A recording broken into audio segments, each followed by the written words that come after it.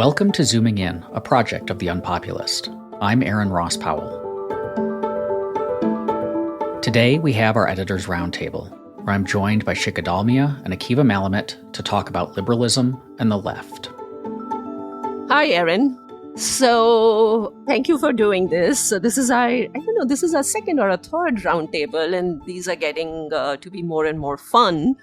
And, it's a big topic that you have laid out here. But let me just sort of back up and sort of state what the purpose of the Unpopulist and, to some extent this podcast is, which is that, I think it's fair to say that all three of us have sort of occupied more of the center right than the center left position in our years as public intellectuals. Akiva's are far shorter than mine because I'm 500 years older than him. But, and what we are trying to do now is, at least for me, and I don't want to speak for you guys, for me, I kind of realized at some point that my understanding of the left was very much mediated by this universe that I inhabited. And the biases of this universe kind of crept into my mental categories. And what at least the purpose of the Unpopulist is, what I call, is to rethink all that and create a new common ground classical liberalism, which is not uncritically pro-right and reflexively anti-left. We want to understand the left on its own terms and evaluate its relationship with liberalism. I think our side has suffered from its fusion with the right for the last half a century or more. And we need to rethink this fusion and build bridges with the left where we can. But this can't, of course, be done completely uncritically. And at this stage, Aaron, you've had a fair number of critical race theorists and leftist progressives on your podcast. And at the Unpopulist, we've invited several of them to write for us. And so I think we have sort of a baseline of understanding to begin to critique the left, free of the noise that the hysterical right is injecting into our understanding of the left in America right now and the world. So the question is, once you get rid of all the noise that Chris Rufo is making and, other right-wing anti-woke cultural warriors are making, what do we make of it? And the one thing, and there is so much I agree on. It's been kind of eye-opening to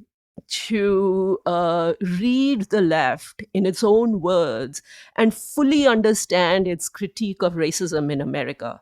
I didn't come to it till about 4 or 5 years ago, but now I'm fully persuaded that there is such a thing as structural racism, that, just because individual racism we've made a great deal of progress in ameliorating doesn't mean that structures of racism don't exist. And there is such a thing as white privilege, although I don't like the term. I much prefer the term dominant privilege because it's not a racial thing. It's a question of dominant group privilege. And I've been persuaded by much of what the left has said. Yet there are disagreements, and we'll get into a little bit of that in this podcast. But let me just throw out the one disagreement that I have with the left in its framing. And what comes through to me is a certain reflexive anti-Americanism. And in this, it's very interesting. This anti-Americanism has always been there in the left, but now there are plenty of right-wing warriors who have their own form of anti-Americanism, and the two take somewhat different forms. So, we ran this piece by Jonathan Marks yesterday on, pointing out how overblown the right-wing concern about DEI on college campuses is. And in the course of writing this piece, one of the things he mentions is that Chris Rufo claims that American college campuses are more oppressive than Soviet communism. And he thinks that Hungary is actually more of a paragon of like freedom and free speech than the United States is. Now, this is kind of like a pretty shocking statement coming from the right, and quite a departure from its exceptionalism that America is an exceptional country and it's exceptionally good. And what have you, that the right used to, has been believing, and a lot of portions of the right still do. But then you see the opposite on the left, which is that, America is somehow a more oppressive country than other countries. And, in your podcast with Gillian Banstetter of the ACLU, which was, again, a really, really eye-opening podcast about the plight of trans people in the country, she mentions, that there is no difference between the United States and some of the more oppressive regimes that we have seen in the past. And so there is this sort of like this horseshoe convergence between the left and the right going on. And the question is, I mean, and both the left, frankly, the right mystifies me a little bit more than the left. But I think one of the reasons that there is this anti-Americanism on the left is that they are suspicious of American capitalism. They see American capitalism as the source of oppression in this country. They see American capitalism, as leading to chattel slavery, which is a uniquely American institution, right? I mean, there was domestic slavery and there were other kinds of slavery, but chattel slavery was a very American institution in that, you were breaking up Black families and selling them in sort of like this, market transaction. And I think, although it's sort of understandable, but it is also this anti-Americanism because of American capitalism is also a huge misunderstanding on the part of the left. And so I think that's one area in which I disagree with them, because capitalism is not the same as markets. So I think there's a lot of interesting stuff in there, and I want to, I guess, add my own gloss to it and maybe push back on a bit of it. So first, you mentioned that we kind of came from this center-right perspective, and I don't think that really accurately describes me, because I think one of my like intellectual evolutions over the last 10 years is recognizing how, well, a lot of the people who were kind of on my side, like making the same sorts of pro-liberty, pro-liberalism arguments, were thought of themselves as being on the right. I really, really don't. And I tend to, my overlap with the left is in a lot of the fundamental values of cosmopolitanism, strongly anti-hierarchy, anti-domination, seeing usually tradition and ideas of what is like natural hierarchies as simply like self-serving methods of control. That generally kind of the values that motivate the people on the left are much more, I think, amenable to my own personal values than those that motivate people on the right. Where I disagree with the left is in how we bring those values into being, how we realize those in the society and the politics and the economy around us. Because I think the real blind spot of the left is in seeing there is domination and oppression in society right now. There are groups that are wildly marginalized, that are being crushed under the boot of either unjust social pressures or coercive physical pressures. And the way that we solve this, and all the other problems we've identified, is to strengthen the state and have it intervene more on the behalf of our favored groups, and to stop intervening on the behalf of the groups in power, the dominant culture, the people on the right, so on and so forth. And I can understand that thought process. I can see like there is this incredibly powerful tool that has not just a huge amount of resources it can bring to its disposal, but it can also exercise coercive force to bring this about through law, through regulation, and so on. Like that is appealing.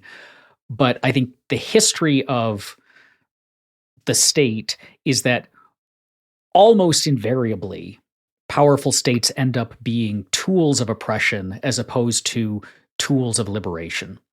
And so kind of recognizing that and reconceptualizing the state as force, as opposed to, I mean, not perhaps necessary force. Like maybe there are problems that it's the only thing that can solve, but it's not just kind of all of us getting together and making collaborative decisions. It's rather an institution with its own interests and a tremendous amount of power that can do a tremendous amount of harm.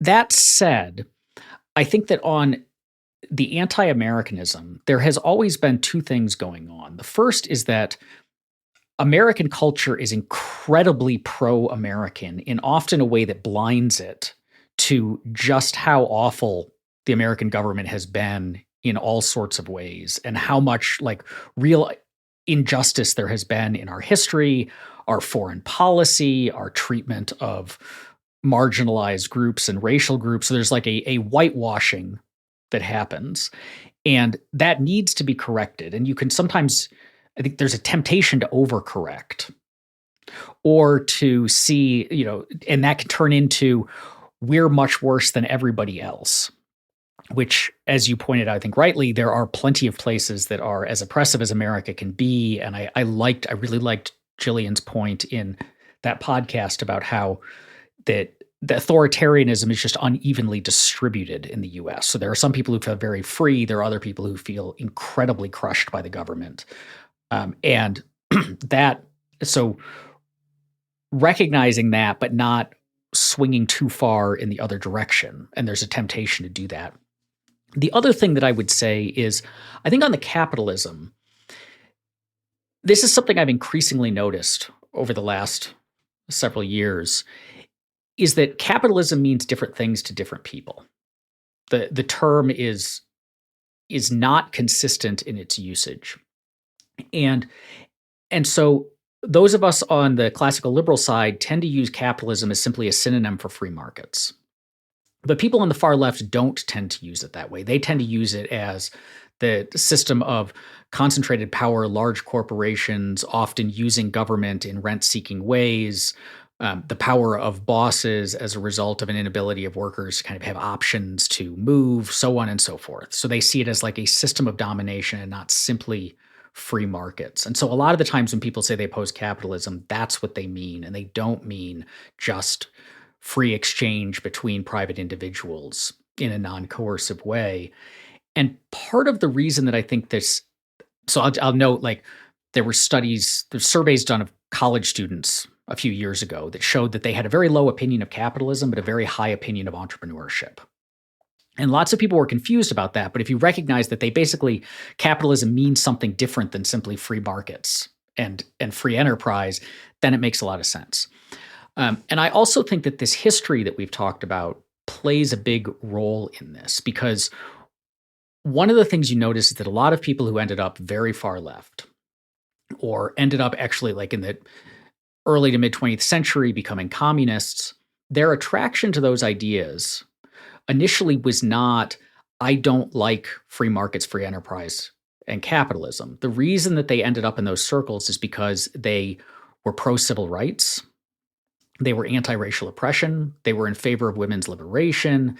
They opposed fascism, reasons like that. And at the time, the people who were talking about that kind of stuff, saying we need to end racial hierarchies and so on, also, they happened to be the communists and the far left people. And the people who were talking about capitalism and free enterprise and free markets were also the ones who were the most opposed to the civil rights movement. And you can see this play out in anti-communism. I just recorded an episode with Kristen Dumais that will be out next week as we were recording this right now, where one of the things we talked about was anti-communism was rife among American evangelical movements, but simply what they meant by communism was basically the civil rights movement.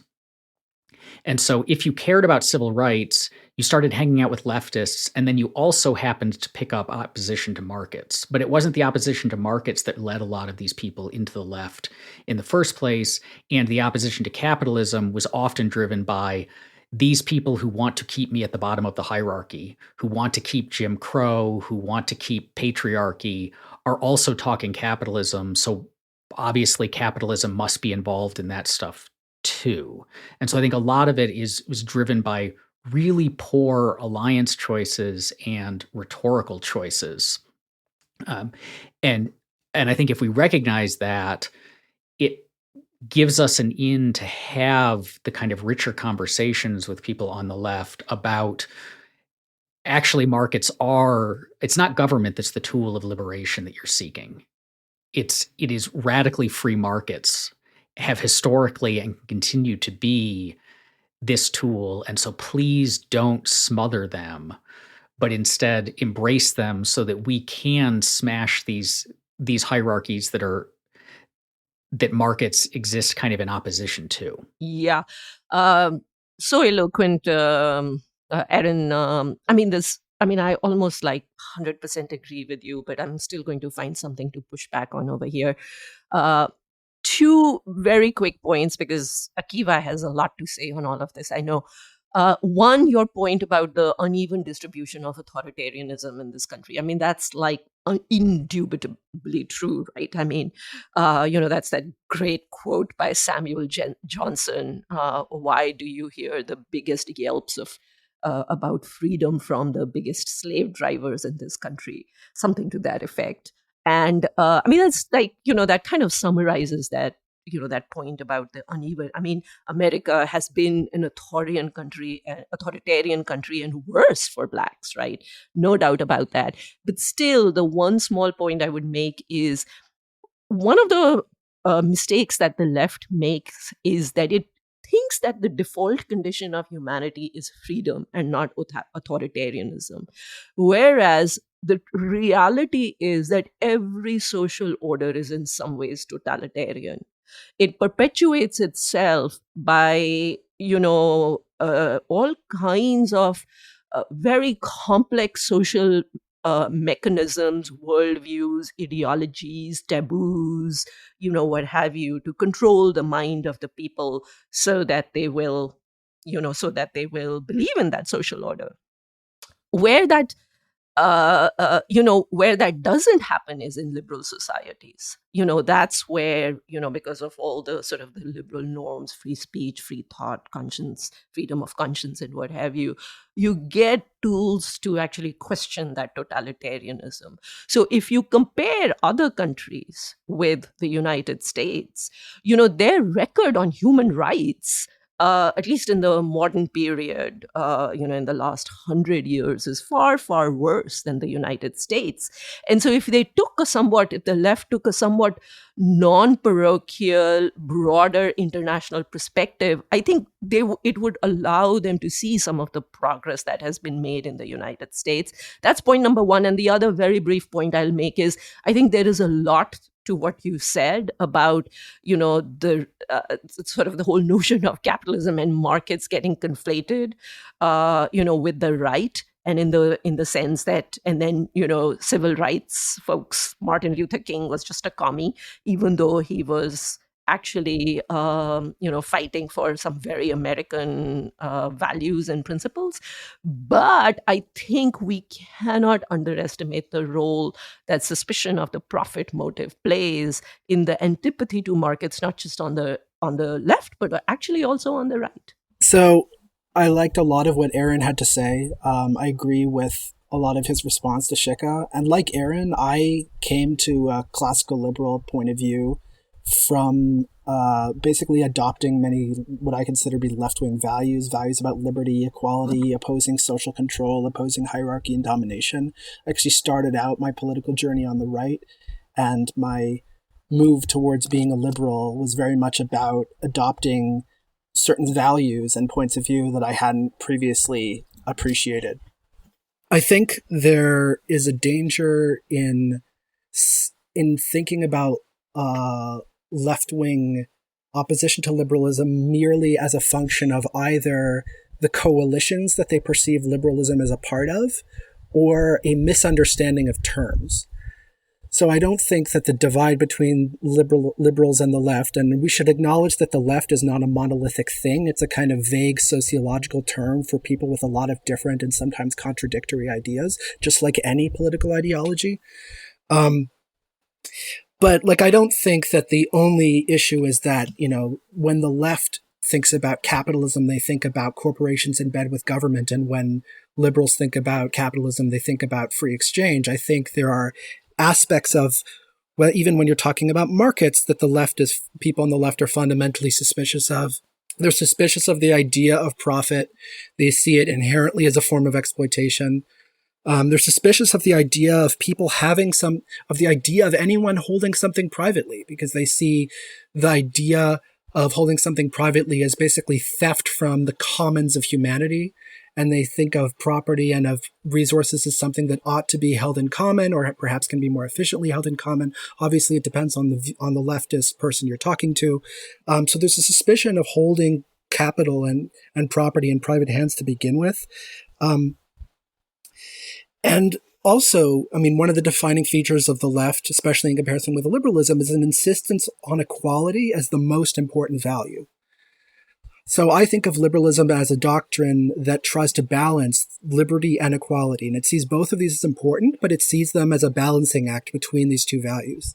And I think of the left as people who say that equality is much more important than liberty in a lot of cases, that liberty leads to exploitation. And if we don't have some kind of egalitarian distribution of not only material goods, but of social relationships and a variety of other ways that society is organized, that there's going to be a lot of problems. And I think a lot of my differences with the left come with the fact that I'm willing to accept certain forms of inequality, particularly when they're achieved through properly free markets rather than capitalism and corporate rent seeking. And I also think that I don't have a kind of ideal that all property or social relations should be collectivized. I think that holding private property is a necessary tool for achieving both justice and efficient distribution of resources. And I think that the gains that people make through the use of private property, through the acquisition of profit, is in many cases morally justified, and is certainly on a utilitarian basis a necessary requirement for any functioning society. I think what also divides people on the left from those who defend markets is that, and from liberals in general, is that people on the left see markets as an inherently conservative kind of force. They're a force that reinforces hierarchy, that is about some people having stuff and other people not having stuff, about relations of exploitation and domination. And there are many people who are liberals who have fundamentally conservative views about why we need markets. They see markets as an upholder of privilege and of the justly set out hierarchies based on race and gender and so on. And they actually see defending markets as part of the program of defending hierarchy. And so sometimes there is a genuine divide because some liberals don't believe in hierarchy rather than in true equality between people. And so that creates a divide as well. Now, as a liberal, I would say that the reason we should have markets is because they're liberatory, because they remove people from historical situations of exploitation and domination. But I recognize that not everyone who defends markets thinks like that, and that there are many people who see markets as a preserver of hierarchy. And so there are good reasons for people on the left to see people who defend markets as their enemies in terms of the values that they have in place. But obviously this depends a lot on who we're talking about and what on their particular version of their ideology is. I think another important thing to look at is, and this is a complicated thing because it is, I think there are different versions of this depending on the ideology you hold, but I'm a big fan of Thomas Sowell's book, A Conflict of Visions, which is about how a lot of political divides are between what he calls the constrained and the unconstrained vision of human nature. And the constrained vision is in some sense small c conservative. It sees people as self-interested to some significant degree. It has skepticism about human perfectibility and the degree to which humans can learn new things and morally improve. It has skepticism about the degree to which we can live in a perfectible world, a world with less scarcity, a world with injustice. And the unconstrained vision believes in moral perfectibility and the ability to overcome all situations of injustice. And to some extent, I am more skeptical than some people on the left of the ability to live in a world that is truly bereft of scarcity, of injustice, of self-interest, of greed, of rent seeking.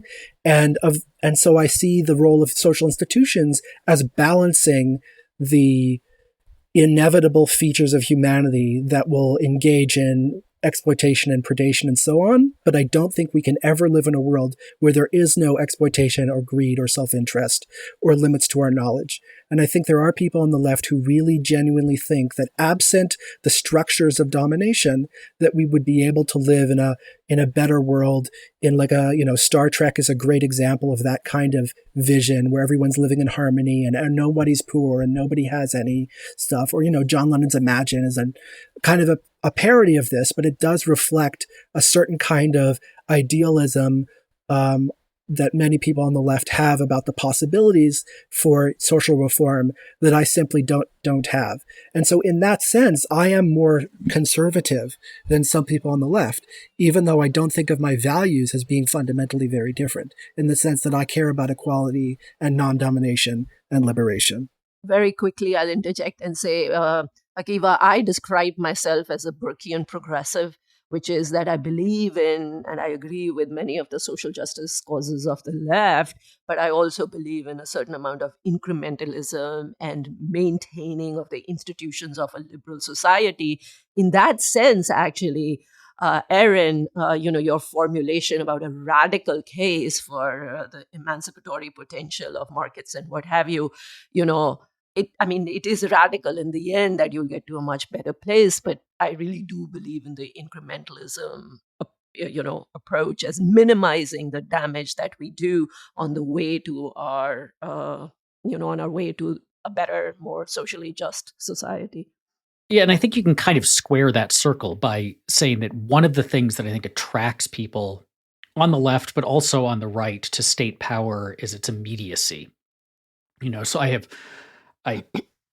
often have made the joke that you really you couldn't have had, say, like a libertarian version of the West Wing TV show, because it would have been really boring. Because everybody would walk into President Bartlett's office and say, "Here's a problem. What are you going to do about it?" And he would say, "Well, we're going to let an emergent process take care of it."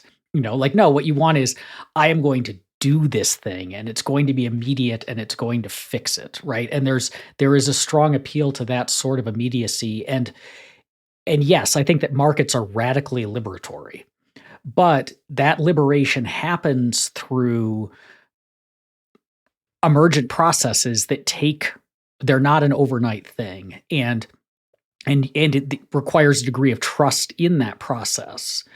I think picking up on what Akiva said, I think the point about the left is not monolithic is really important. So just as on the right, there is a world of difference between a David French and a Tucker Carlson. To the point where it doesn't, we would group them together on the right, but there's almost no meaningful overlap between their views. We might find a handful of issues, but right, they're incredibly distinct.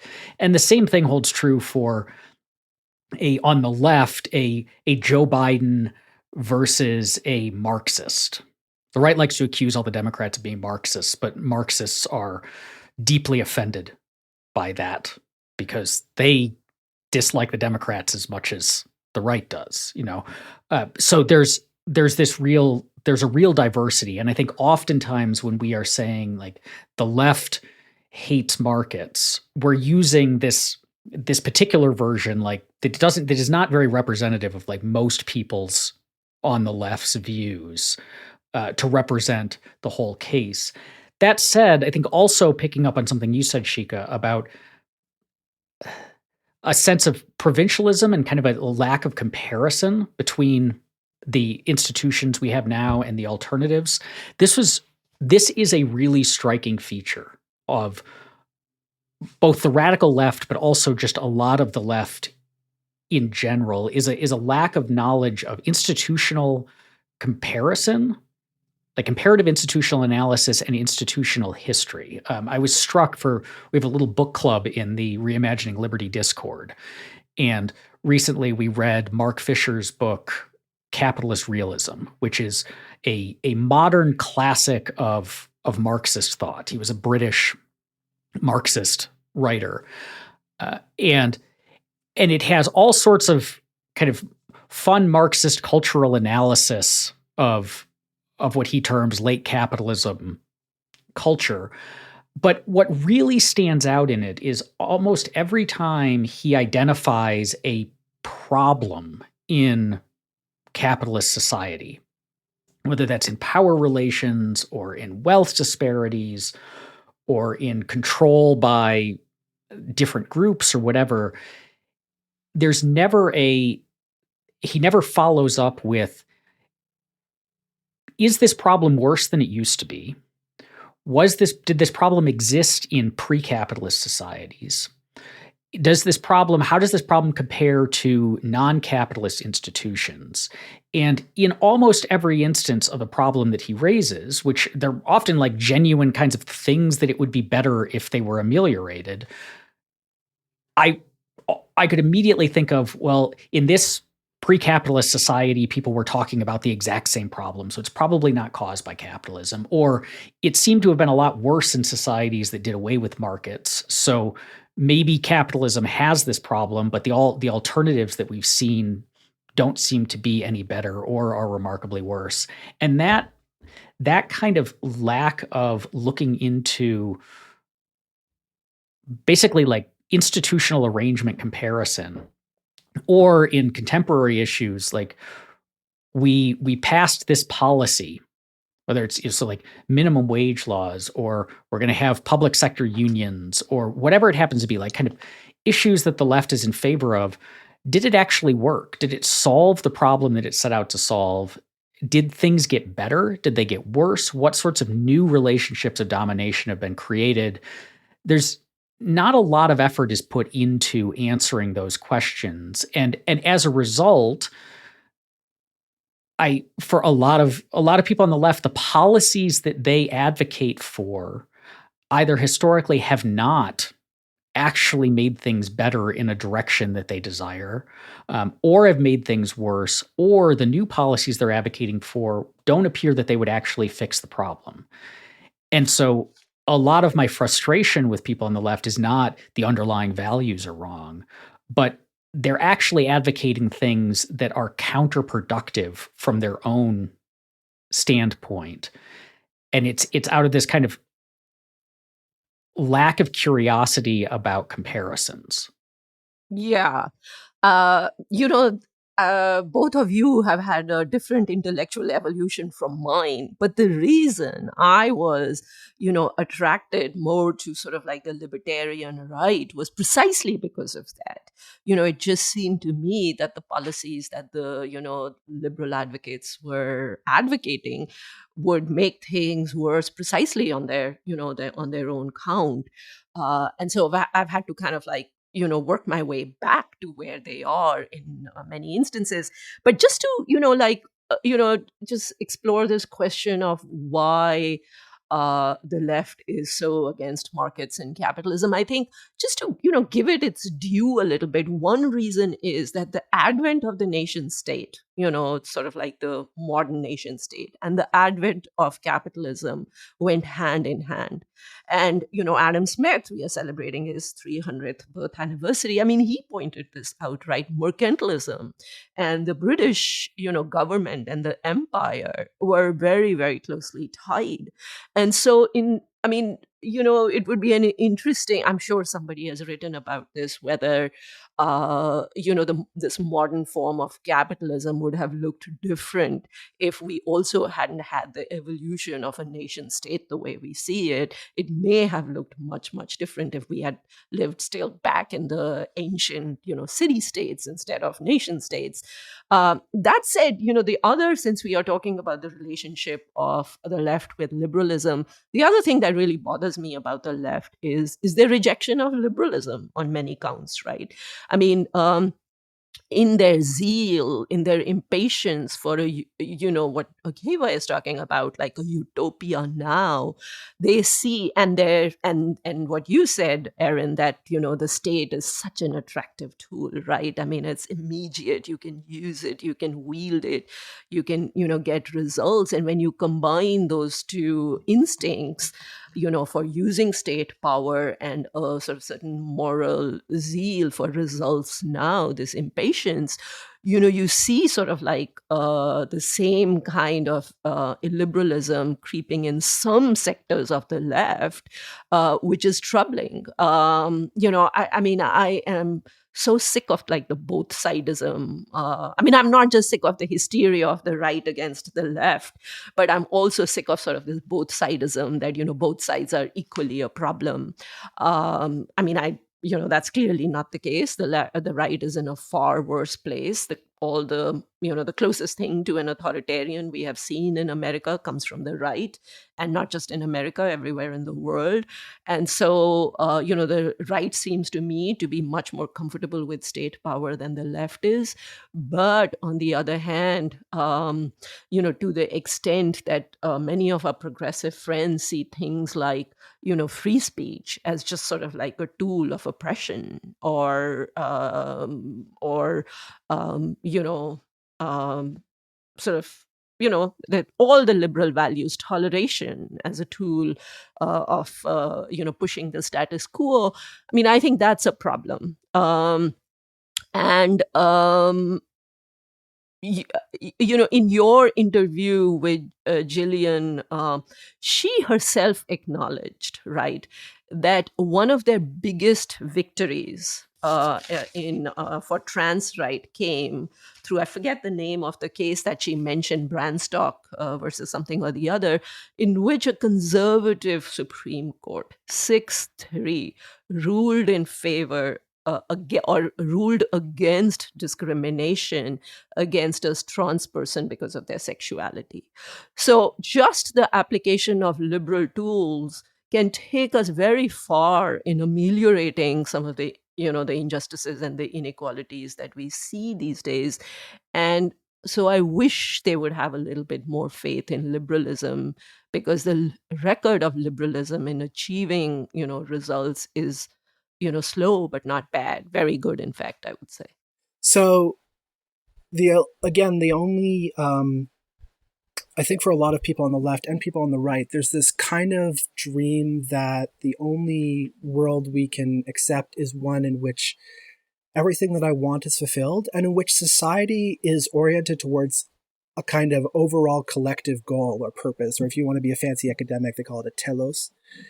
And so for on the left, it's we can only accept a world in which society is fundamentally oriented towards reducing domination, increasing social justice, getting rid of all of these unjust relationships. For the right, it's we can only accept a world in which there's, like we're all practicing the same religion, or we're all the same ethnic group, or we all have the same kind of traditional values or something. Everyone needs to be marching kind of in lockstep in this kind of dream of collective, in a kind of collective dream where we're all oriented towards the same things, and the structure of society is built on achieving those ends, whether they're these social justice ends or these more like traditionalist hierarchical ends.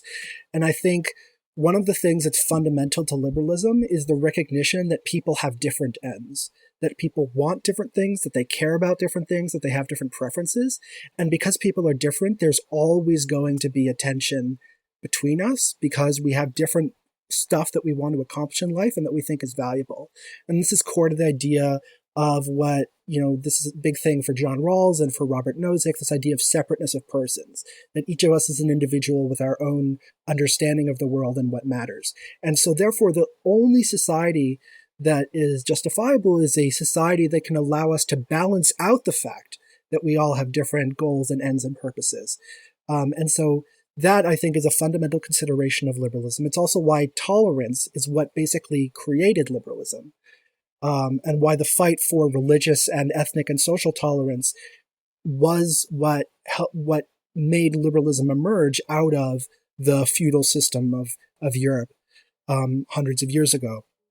And so I think recognizing that we live in a world of deep difference and deep pluralism, and in a world of scarcity and constraints on what we're able to accomplish, is what should orient us towards a more liberal society rather than a society where we're trying to achieve some broad collective identity. Thank you for listening to Zooming In at the UnPopulist. If you enjoy this show, please take a moment to review us in Apple Podcasts. And also check out Reimagining Liberty, our sister podcast, The UnPopulist, where I explore the emancipatory and cosmopolitan case for radical social, political, and economic freedom. Zooming In is produced by Landry Ayers and is a project of The UnPopulist.